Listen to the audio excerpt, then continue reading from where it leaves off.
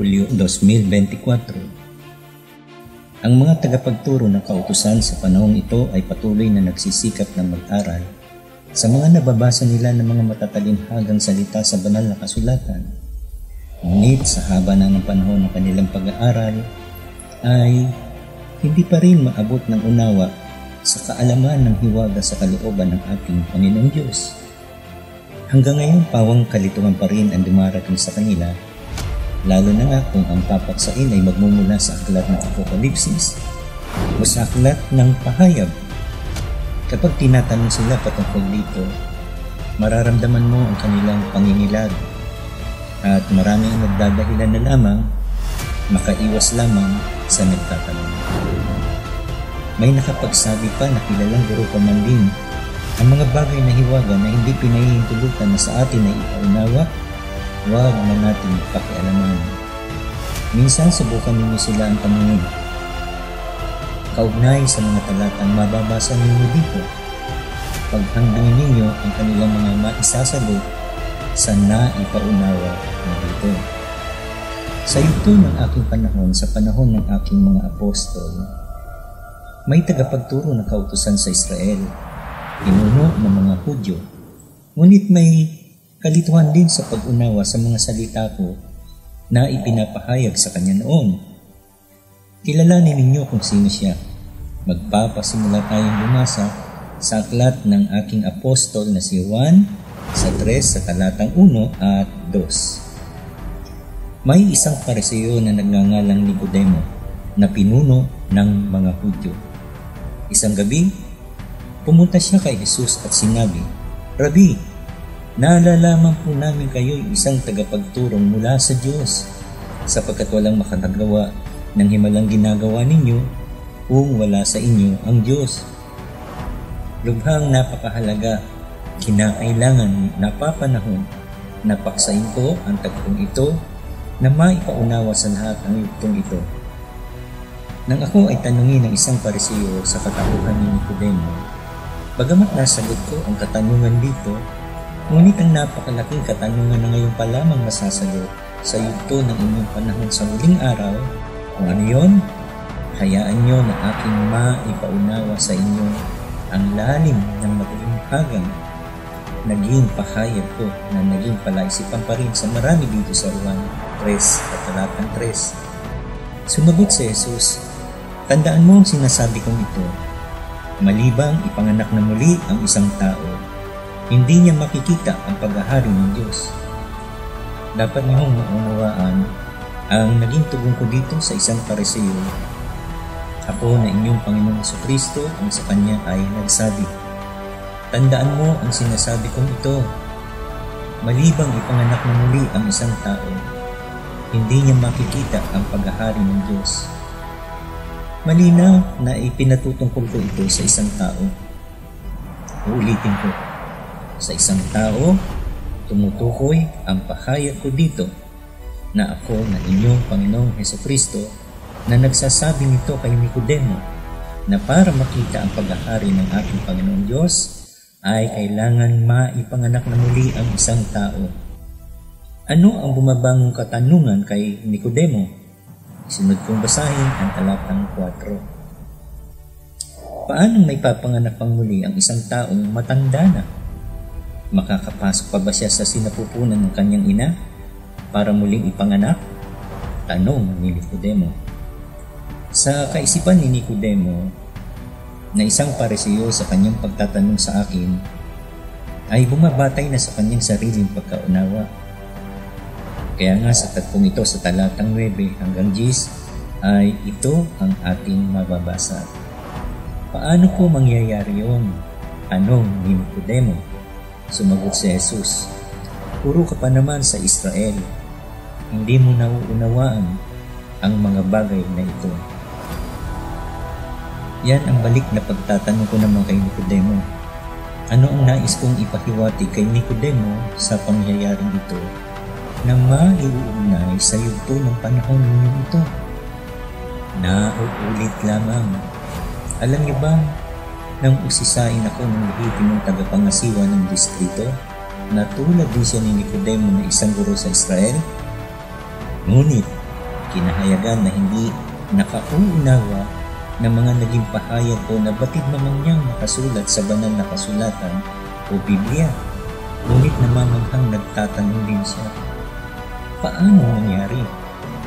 Naku, uunawain, kapwa pinakasentro ng dako ang pinanggalingan nila ni Nicodemo at nang nagtatanong din na tagapangasiwa ng distrito sa akin.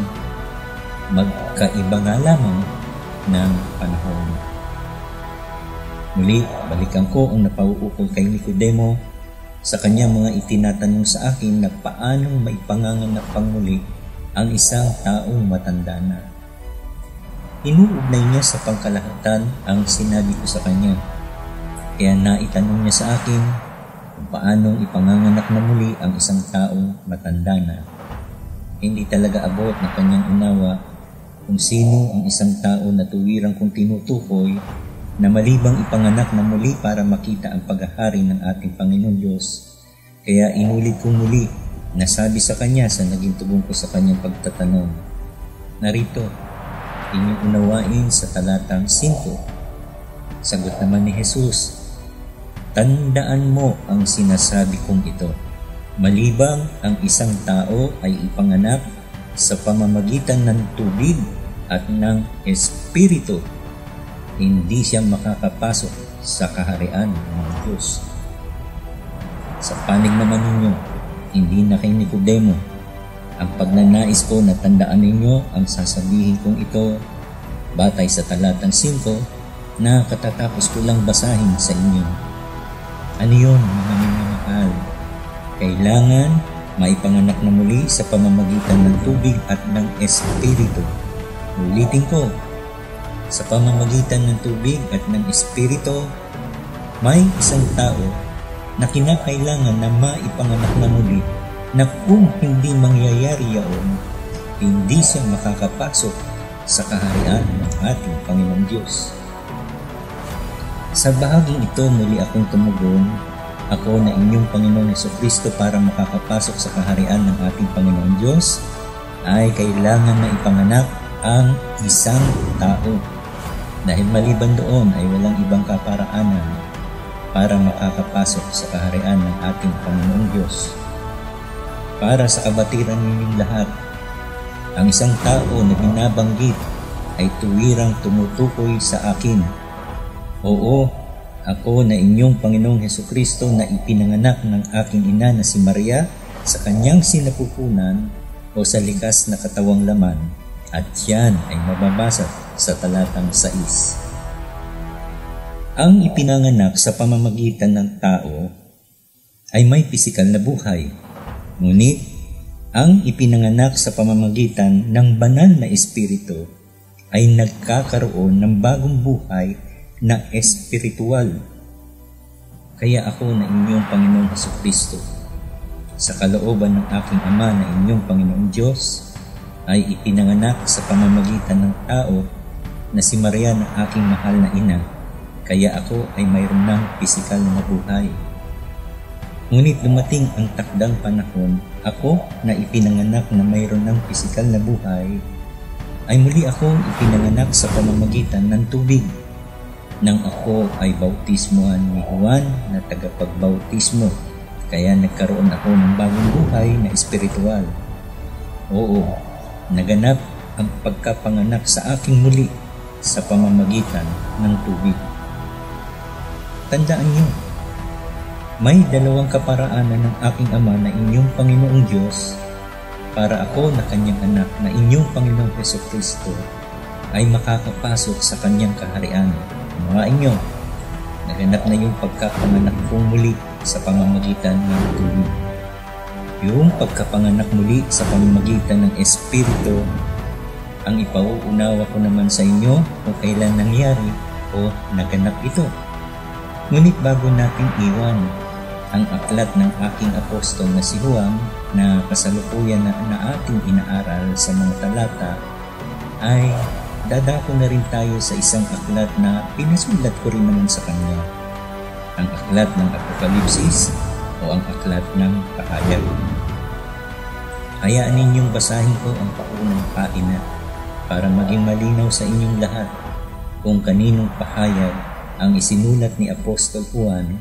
Basahin natin at unawain ninyo ang aklat ng pahayag 1. Ito ang pahayag ni Hesukristo na ibinigay ng Diyos sa Kanya at Kanyang inihayag kay Juan na alipin niya sa pamamagitan ng anghel na Kanyang isinugo. Ang layunin ng paghahayag na ito'y ipakita sa mga alipin ng Diyos ang mga bagay na malapit ng maganap. Ngayon, malinaw na sa inyo ang aklat ng Apokalipsis ay pahayag ko rin na inyong Panginoong Hesukristo na ibinigay sa akin ng aking Ama na ating Panginoong Diyos na inihayag ko naman kay Apostol Juan sa pamamagitan ng anghel ng aking isinugo. Oo, ako na inyong Panginoong Hesukristo ang nagsasabi nito. Mga mahal kong kapatid, muli babalikan ko ang katanungan sa akin ni Nicodemo na iniwan ko kanina, na paano yung pagkakapanganak muli sa pamamagitan ng Espiritu? Kailan nga ba? Kailan nga ba yaon naganap? Babasahin ko ang aklat ng Pahayag 12 talatang 5. Ang babae ay nagsilang ng sanggol na lalaki na nakatakdang maghari sa lahat ng bansa sa pamamagitan ng tungkod na bakal. Ngunit may umagaw sa bata at dinala ito sa Diyos sa Kanyang trono.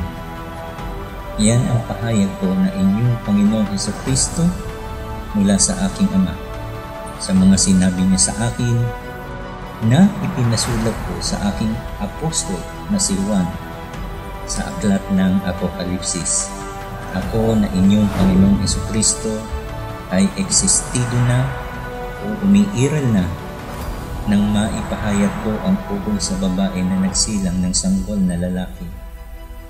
Mapapansin nyo nang isinilang na ng babae ang sanggol na lalaki, hindi niya kagustuhan na may umagaw sa kanya.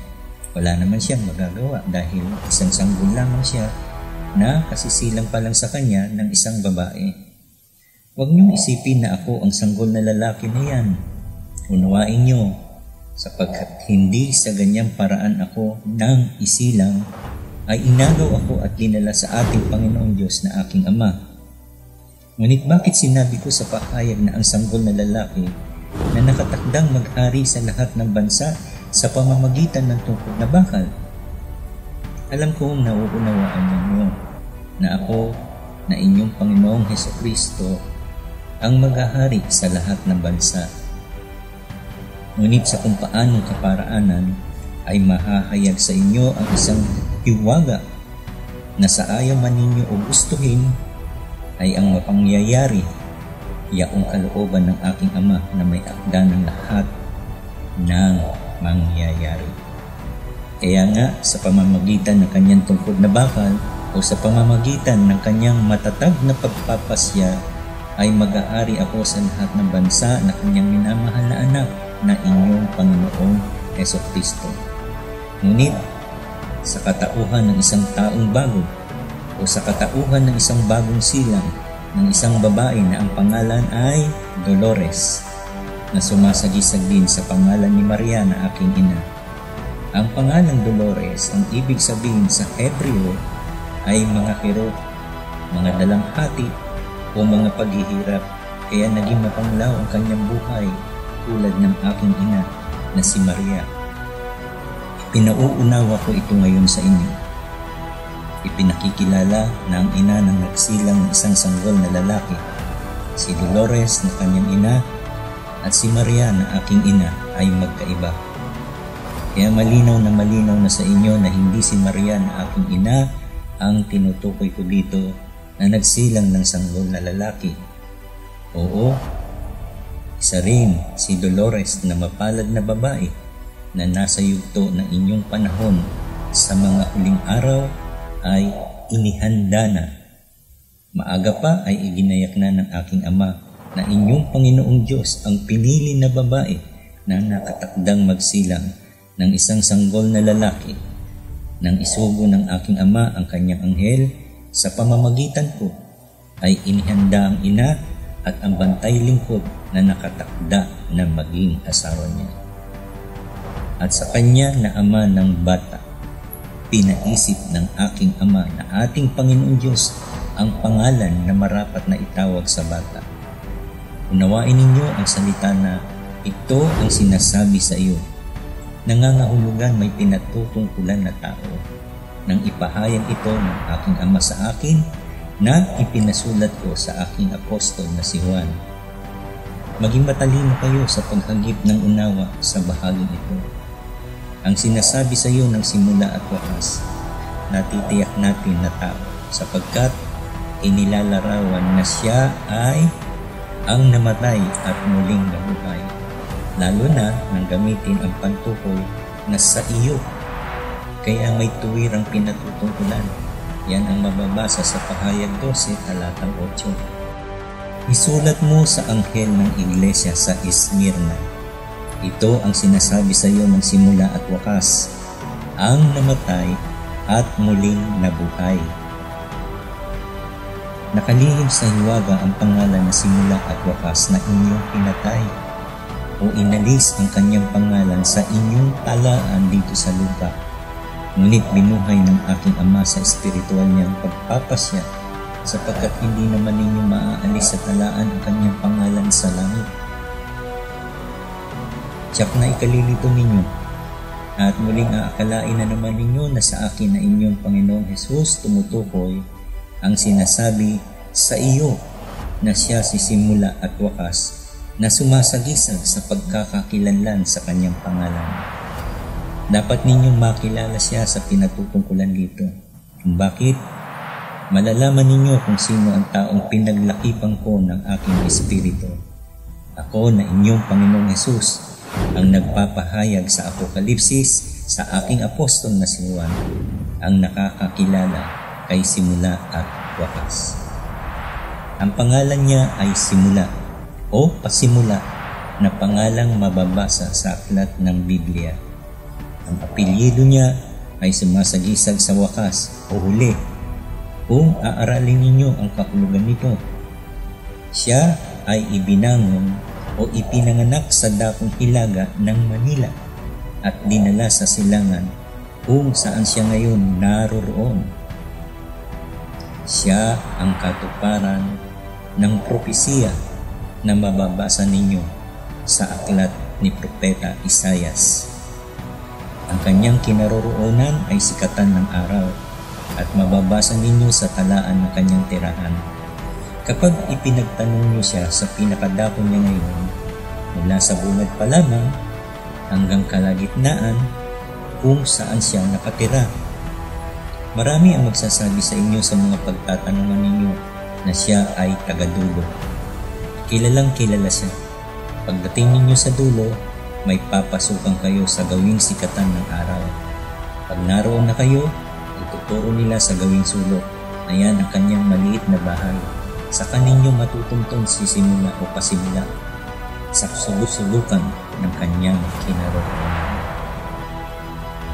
Alam ko rin ang kasalukuyan niyang kalagayan sa buhay at ako mismo na inyong Panginoong Hesukristo ang nagsasalita sa talatang ito na naglalarawan ng kalagayan niya sa buhay ni simula at wakas.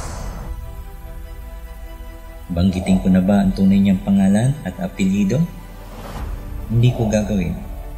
Kundi, sundin ninyo ang gabay o giya na ibinigay ko sa inyo para makilala ninyo ang tagapaglingkod ko na pinaglakipan ko ng aking espiritu. Dapat ninyong maunawaan sa kanyang kalagayan, sa simple niyang kalagayan na hindi nakapagtapos ng pag-aaral. Kaya ba niyang ipaliwanag ang lahat ng hiwaga kung siya ay isang pangkaraniwan na tao lamang? Sige nga, sabihin niyo sa akin, napakalalalim ng mga ipinapahayag niya. Pinag-aralan niya ba ang lahat ng ito para makumbinsi niya kayo sa mga katalinuhan ng kanyang pagpapahayag? Kung siya ba ay isang pangkaraniwan na tao lamang? O ang dapat ninyong maunawaan talaga ay ako na ito na inyong Panginoong Hesukristo. Yan ang totoo. Nasa ilalim siya ng kapangyarihan ng aking Ama na ating Panginoong Diyos. Ako ang banal na Espiritu na isinugo ng aking Ama na lumakip sa Kanya mula pa nang siya ay isinilang. Siya ang tinutukoy ko na isa pang tagapagtanggol sapagkat ako ang tagapagtanggol ninyo. Kanina, talatang 8 ang binasa ko. Ngayon naman ay ang kasunod na talata ang babasahin ko. Ngunit muli kong babasahin ng 8 kasunod ang talatang 9. Sa gayon, maliliwanagan kayo at mapag-unawa nyo na hindi nga ako ang binabanggit kanina sa talatang 8. Babasahin ko, inyo namang unawain. Isulat mo sa anghel ng iglesia sa Esmirna. Ito ang sinasabi sa iyo na simula at wakas, ang namatay at muling nabuhay. Alam ko ang mga kapighatian na dinaranas mo. Alam kong mahirap ka, ngunit ang totoo'y mayaman ka. Nalalaman ko rin ang mga paninirang puri sa iyo ng mga nagpapanggap na mga Hudyo. Ngunit ang totoo, sila'y mga kampo ni Satanas. Namimighati ang aking lingkod na sinasabi ko na simula at wakas. Nadarama ko yan. Siya ang pinatutungkulan ng aking kawangis na anak ng tao.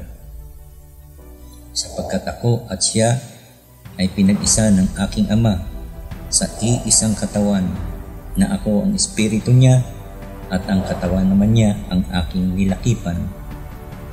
Alam kong mahirap ka. Ako ang nagsasalita sa talatang yan na aking pinatutungkulan sa sinasabi ko na simula at wakas, na kailanman ay hindi pa siya nakararanas ng maalwang buhay. Ngunit kung nalalaman lamang ninyo na kung bakit ko nasabi na mayaman siya, maging kayo ay mamamangha kapag nalaman nyo kapag siya ay nahayag na at kung bakit ko natitiyak na mayaman siya. Nalalaman ko rin ang mga paninirang puri sa kanya ng mga nagpapanggap na mga lingkod ko na nasa sambahayan ng Huda o nakasama rin sa Iglesia ni Cristo Hinirang. Ngunit ako na inyong Panginoong Hesukristo ang nagsasabi ng totoo na nagpapanggap lamang sila, subalit sila'y mga kampo ni Satanas. Kaya nang sabihin ko ito sa aking apostol na si Juan, ang nilalaman ng Apokalipsis sa yugto ng aming panahon ay narito ang paunang pahayag ko sa sinasabi ko patungkol kay simula at wakas. Nang hindi pa napapanahon ang aking espiritu ay lumakip sa kanya, sapagkat maghihintay pa ako ng habang panahon upang maganap na ang propesiya sa isinilang na babae na isang sangkol na lalaki na nakatikdang mag-ari. Kaya ang bilin, nang sumapat na ang kanyang edad na sumasagisag sa gintong panahon o ika-50, ay siya ay inyong unti-unti nang nakikilala sa kanyang banal na kaukulan, sapagkat pangungunahan niya kayo sa paglalakbay.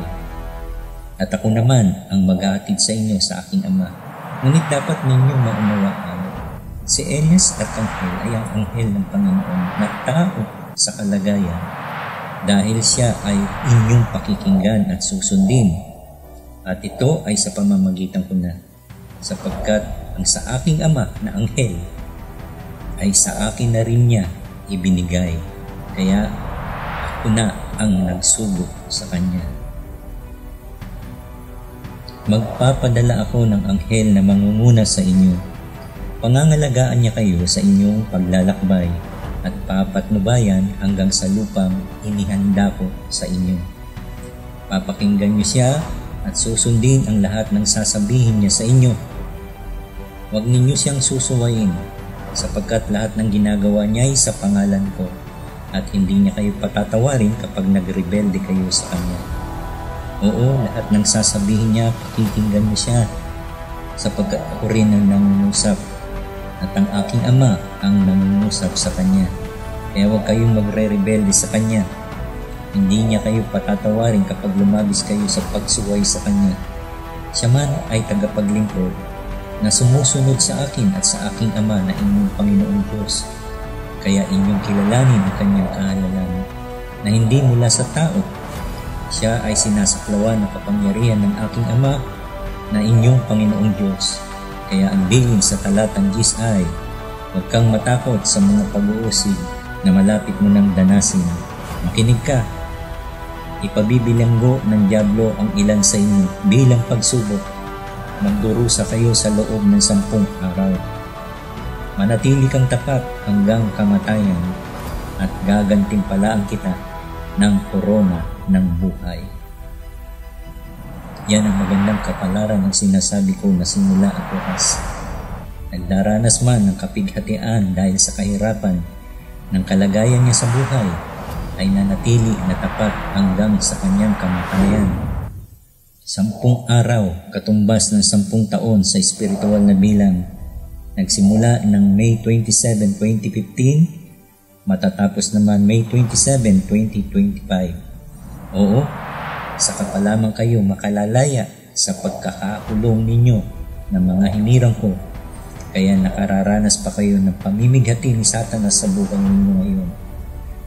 Ngunit sa talatang 11, ang lahat ng may pandinig ay makinig sa sinasabi ng Espiritu sa mga iglesia. Ang magtatagumpay ay hindi masasaktan ng pangalawang kamatayan. Mga minamahal ko, ako na inyong Panginoong Jesucristo na nasa Espiritong kalagayan ang nagsasabi sa mga iglesia na ako ay inyong pakinggan. Mateo 24:33. Gayon din naman kayo, pagka nakita ninyo ang lahat ng mga bagay na ito, ay talastasin ninyo na siya ay malapit na, nasa mga pintuan na.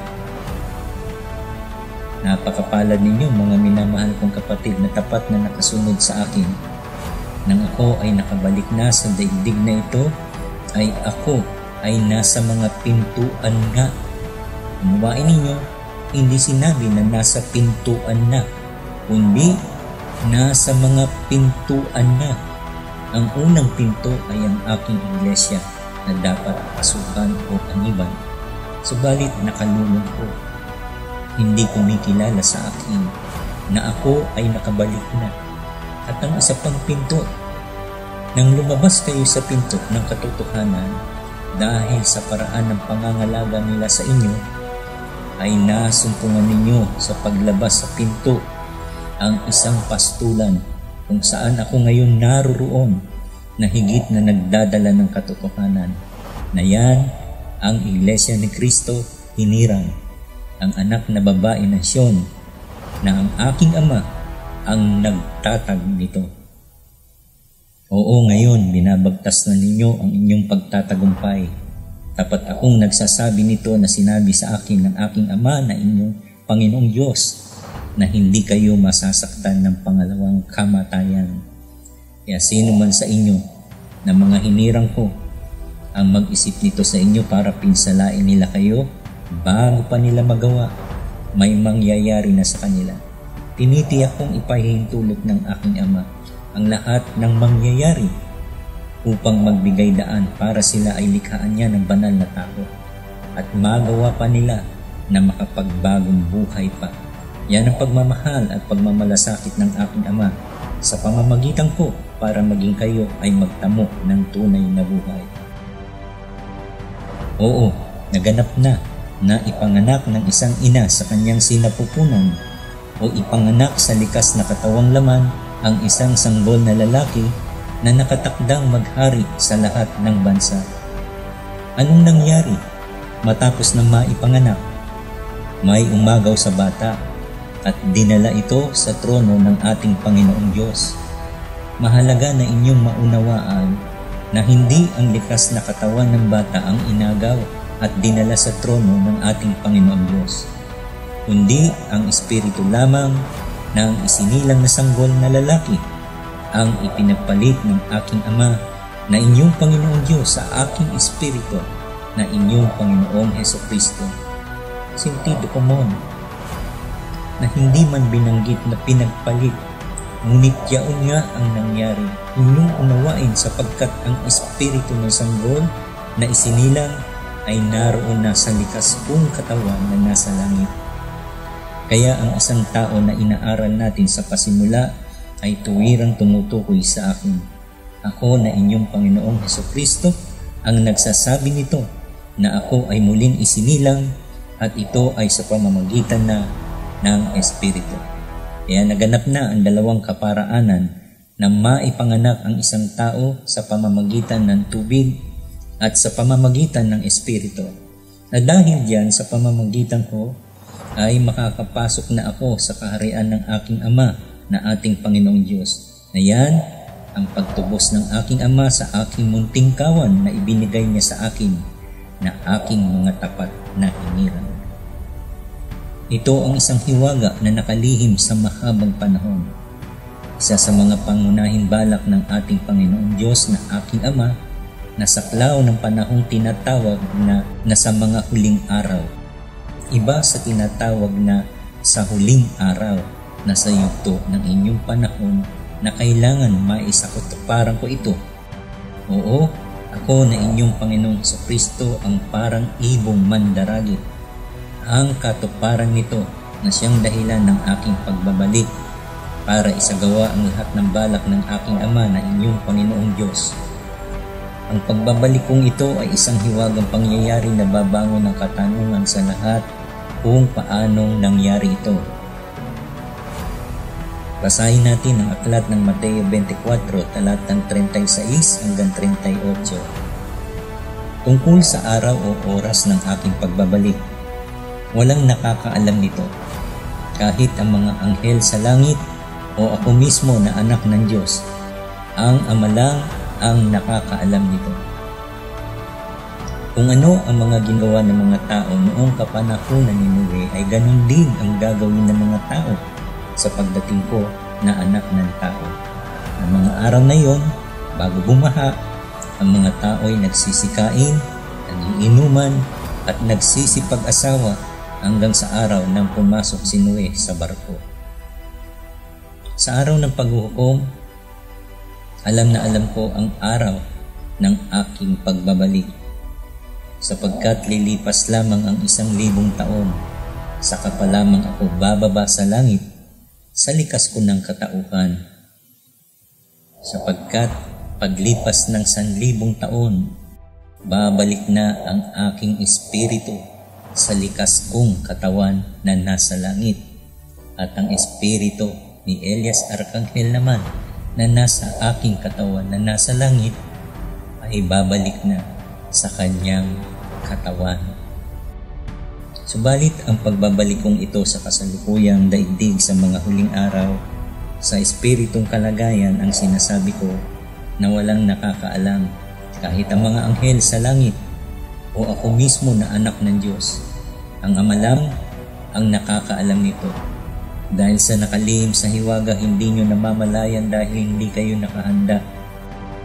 At yan ang mababasa sa aklat ng Mateo 24, talatang 44. Kaya't lagi kayong maging handa sapagkat darating ang anak ng tao sa oras na hindi ninyo inaasahan.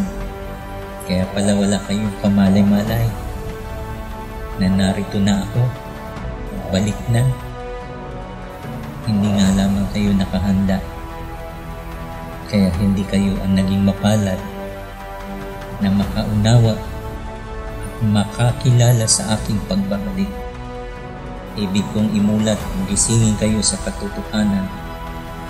Doon sa bagong daigdig sa banal na bayan na may bagong Jerusalem, pagkalipas ng 1,000 taon na paninirahan doon, ay wala ng baha na katulad sa panahon ni Noe, na inilalarawan ng aking pagbabalik na naganap dito pa lamang sa kasalukuyang daigdig.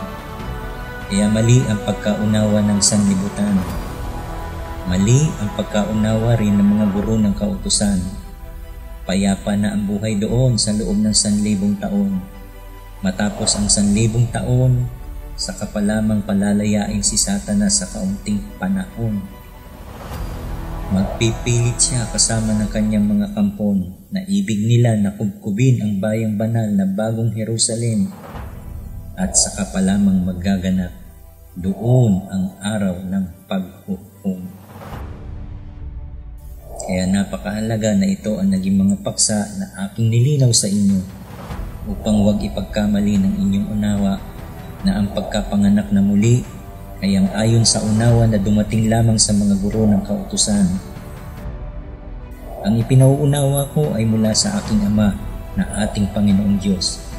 At diyan kayo manghawak at manalig na sundin ang mga mahalagang bilin upang makatiyak kayo na sa pamamagitan ko ay maihatid ko kayo sa aking Ama. Ano ang dahilan kung bakit ako pinabalik ng aking Ama sa kasalukuyang daigdig? Dahil balak ng aking Ama na ang mga tao ay maalis na sa sumpa sa nakaraan sa pasimula nang si Eva ay magkasala at mapasunod niya si Adan na kanyang asawa na magkasala na rin. Oo, muli na niyang pahihintulutan na makabalik na ang mga tao sa dati niyang tahanan. Doon sa nilikhang paraiso ng ating Panginoon Diyos na aking Ama sa pasimula ng kanyang paglalang sa unang Adan na binigyan niya ng buhay. Ako ang huling Adan na nagbibigay buhay na nagbalik sa kasalukuyang daigdig na nasa espiritong kalagayan na humihikayat sa inyong lahat na kayong lahat ay magsipagbago ng buhay. Oo, ako nga ang huling Adan na yan ay mababasa sa unang Korinto 15 talatang 45. Inyong unawain. Ganito ang sinasabi sa kasulatan. Ang unang tao, si Adan, ay nilikhang binigyan ng buhay. Ang huling Adan ay espiritong nagbibigay buhay. Mga minamahal ko, ako nga ang huling Adan na espiritong nagbibigay buhay. Dapat ninyong maintindihan, salitang espiritong nagbibigay buhay. Oo, nasa kalagayan na espiritu ako ngayon na isinugo ng aking Ama na nakalakip sa isang katawan, na nagbalik sa daigdig na ito upang magbigay buhay sa lahat ng mga patay, sapagkat patay ang lahat ng inyong mga pananampalataya. Oo, lahat ng mga nagsasabing nasa inyo ang katotohanan ay hindi rin kayo nakaabot sa pagkaunawa.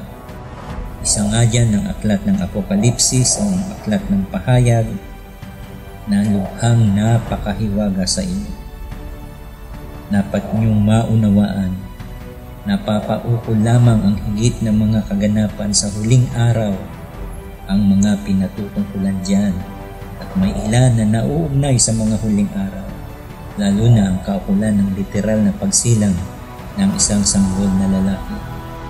Walang sino mang nakaabot dahil sa mga magkakaibang pagkakaunawa. Patay sa maling pagkilala ninyo sa aking Ama na ipinakikilala ko na nag-iisang Diyos na tunay sa tagpo na ako ay nananalangin sa Kanya. Subalit, mayroon pa kayong ipinipilit na ibang kinikilalang Diyos na hindi marapat na ikapit o humigit sa nag-iisang Diyos na tunay na aking ipinakikilala na Siya ang aking Ama na nasa langit. Kaya ako na isang tao na muling ipinanganak sa dalawang kaparaanan sa pamamagitan ng tubig at espiritu ay ganap ng isang taong bago ngayon. Oo, ako na inyong Panginoong Hesukristo sa bago kong katauhan na may bago ng pangalan na Elias Arkanghel Hesukristo ay makakapasok na sa kanyang kaharian at ako mismo ang inyong Panginoong Jesus Elias Arkanghel Hesukristo ang maghahatid sa inyong lahat sa aking Ama, kaya makakapasok na rin kayo.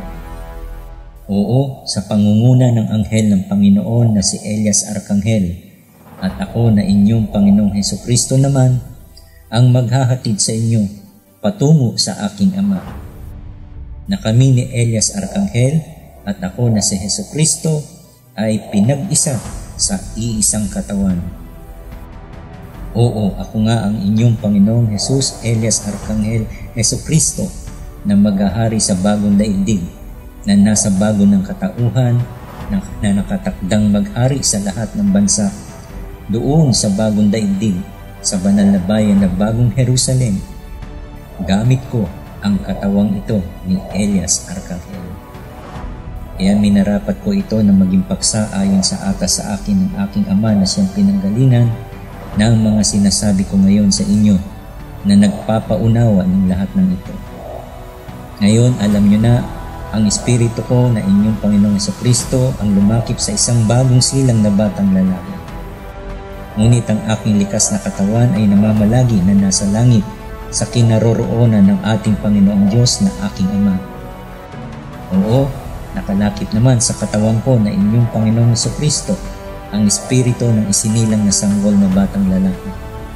Kinakailangan ko ng isang likas na katawan na aking lalakipan ng aking Espiritu, sapagkat kung mamamalagi lamang ako sa Espiritong kalagayan, sino makikinig sa akin kung sa Espiritong kalagayan ako? Kaya minarapat na agawin ng aking Ama ang isinilang na sanggol na lalaki, at ang Espiritu ko ang lumakip sa kanya. Kaya nga naging makatwiran na sabihin, ang isinilang na sanggol na lalaki ang nakatakdang maghari sa lahat ng mga bansa. Sapagkat ako nga ito, mga minamahal, ang inyong Panginoong Jesucristo na ngayon ay nasa katauhan na ni Elias Arkanghel. Hindi pangkaraniwan ang pangyayaring ito na sinaklawan ng kapangyarihan ng aking Ama na inyong Panginoong Diyos. Subalit, alam namin may mga katanungang babangon dahil sa pangyayaring ito. Kaya mahalaga na maunawaan ang nasa aklat ng Efeso 2 talatang 15, na inalis ang pagkakaalip sa pamamagitan ng kanyang laman, kahit kautusan na may mga batas at ang palatuntunan, upang sa dalawa ay lalangin sa kanyang sarili ang isang taong bago. Sa ganito ginagawa ang kapayapaan. Kahit may mga kautusan ng ating Panginoong Diyos, may mga batas at mga palatuntunan ng aking Ama, inalis ang lahat ng iyon upang ang mga usapin na babangon na hindi mga pagkakasunduan, lalo na sa panig ng mga mahilig na tumuligsa, na magbabangon ng katanungan na kung bakit may umagaw sa bata at bakit dinala ito sa ating Panginoong Diyos. Dapat niyong maunawaan kalooban at kapahintulutan ng aking Ama, at yan ay dahil sa pamamagitan ko na inyong Panginoong Jesucristo, nang upang lalangin ko sa aking sarili ang isang taong bago na mula sa dalawang katauhan ay pinag-isa ko sa iisang katawan sa mahiwagang kaparaanan ng aking Ama, na kinakailangan na ito ang mangyari para mapakinggan ninyo ang lahat ng mensahe ng aking Ama na maghahatid sa kaligtasan sa lahat ng mga tao na walang sinisino ang aking Ama. Tandaan ninyo, si Elias Arkanghel ang pinaglakipan ng aking espiritu. Ang espiritu naman ni Elias Arkanghel ang lumakip sa katawan ko na ngayon ay nasa langit. Ginawa ito sa kalooban ng ating Panginoong Diyos na aking Ama para sa kapayapaan. Sumagot si Jesus, "Ako ang daan, ang katotohanan at ang buhay. Walang makararating sa Ama kung hindi sa pamamagitan ko." At yan ang mababasa sa Juan 14, ang talatay 6. Oo, ako ang tamang daan patungo sa kapayapaan. Ako ang katotohanan na magpapalaya sa inyo sa pagkaalipin ninyo sa kasalanan. Ako ang huling Adan na magbibigay ng tunay na buhay, na yan ang inyong kaligtasan. Oo, sa pamamagitan ko, aalisin ng aking Ama ang sumpa sa lahat ng tao, bunga ng pagkakasala sa pasimula ng mga naunang tao.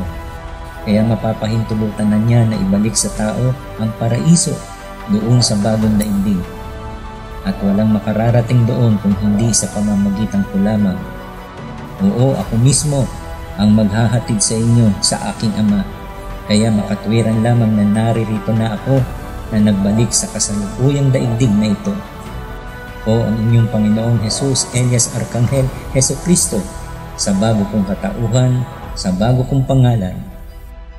Ang lahat ng ito ay ginagawa ko para sa lalong ikadadakila, ikararangal at ikaluluwalhati ng aking Ama na ating Panginoong Diyos. Amen.